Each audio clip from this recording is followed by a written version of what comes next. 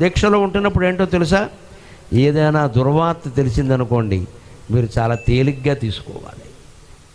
సొంత కుటుంబంలోదైనా కావచ్చు, కన్నీళ్లు అప్రయత్నంగా వస్తాయి, బలవంతంగా ఆపుకోమని కాదు. అక్కడ మరీ అమాయకుల్లా ఏడవకూడదు. ఎందుకంటే ప్రపంచంలో ఏది శాశ్వతం కాదు. మనకు బాగా కావలసిన వాళ్ళకే ఏదో రోగం బయటపడవచ్చు, 4th స్టేజ్ అండి అన్నది. ఏం చేస్తాం మనం? ఈ చేసే ప్రార్థన వారి కోసం కూడా చేద్దాం, తప్పేం లేదు. చేసే ప్రార్థన ముఖ్యంగా నేను అయ్యప్ప దీక్షాపరుల్ని నమస్కారం పెట్టి కోరుతున్నాను. 40 రోజులు మీరు భూషేనం బ్రహ్మచర్యం చేస్తున్నారు కాబట్టి హిందూ మతంలో పేదవాళ్ళ గురించి, అనారోగ్యవంతుల గురించి ప్రార్థన ప్రత్యేకం చేయండి, ప్రార్థన ప్రత్యేకం చేయండి. అయ్యప్ప దీక్షాపరులు ఇదే నల్ల దుస్తుల్లో వెళ్ళి, అమ్మా మీకు అనారోగ్యం కదా, నేను మీ ఇంట్లో నేను ప్రార్థన చేస్తానని, స్వామియే శరణమయ్యప్ప అని మీ అయ్యప్ప కీర్తనలు పాడండి. అనారోగ్యంతో ఉన్న రోగి గుండెల్లో శబరిమలై స్వామి ధ్వనించాలి.